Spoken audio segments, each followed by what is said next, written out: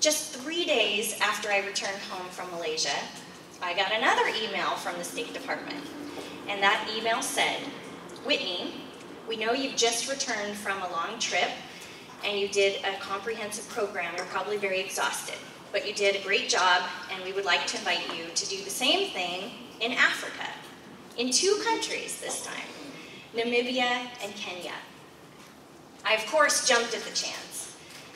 That August, I found myself in Kibera, which is one of the world's largest slums, and it's located in the southern region of Kenya.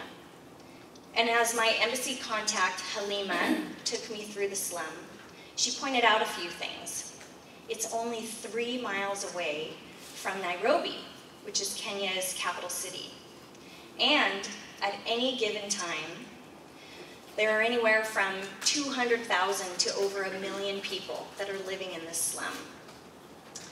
After seeing Kibera and experiencing it firsthand, I was then taken to a meeting where I met a nonprofit organization called TechnoServe. And TechnoServe works around the world to try to stop poverty, put an end to poverty through business solutions. And they had identified a number of micro enterprises that were operating within the slum. And one woman that I will never forget, one businesswoman, is a soap vendor. And what she does is she goes around to the local hotels and she collects the gently used bars of soap that guests leave when they head off to safari. And then she takes those bars of soap and she cuts them into 12 tiny slivers. And then she goes back to her community in the slum and she sells the soap. But here was her challenge. There were people who were doing the exact same thing that she was doing in the slum.